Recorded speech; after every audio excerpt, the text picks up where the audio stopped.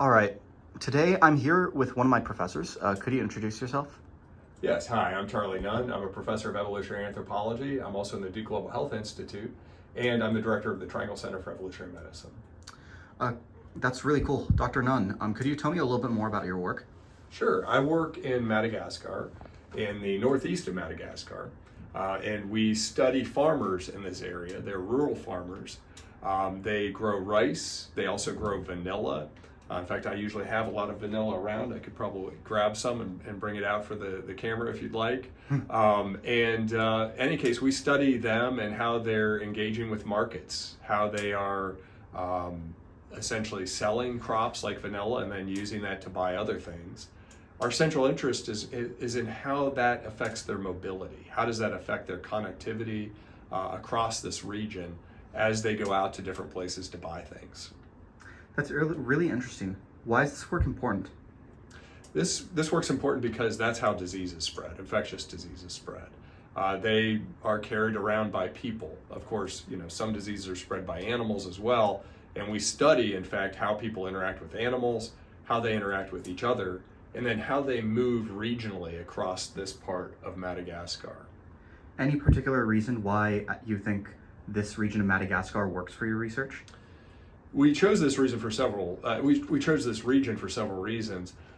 First of all, it's a very contained system, and because we're interested in how people are moving around from different villages, it really helps to have that contained system. It's very mountainous, and we study mostly within this big basin that's constrained by mountains on all sides, except for one road that enters into it. Another reason is that this is a part of Madagascar that's really very rapidly changing, engaging with markets.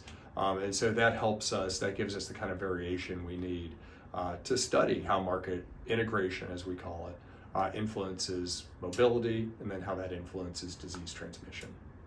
That's really cool. Thank you. So we got some of that vanilla you mentioned earlier. That's right.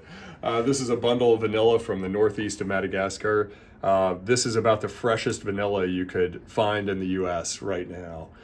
Picked last summer probably in June, dried shortly after, and then I brought it with me. Here it is. It smells amazing.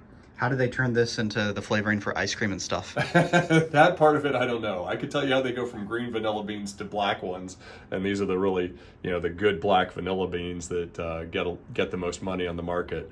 But I can't tell you too much about how it goes from this to ice cream or chocolate or things like that. Well, it's still pretty cool, and I believe Madagascar is actually the largest producer of vanilla in the world, right? Yes, that's right. Approximately 80% of the vanilla in the world comes from this region where we work. Well, when you're eating vanilla ice cream next time, now I guess you viewers know who to thank, and that will be Madagascar. Thank you for your time again. Absolutely. Thank you.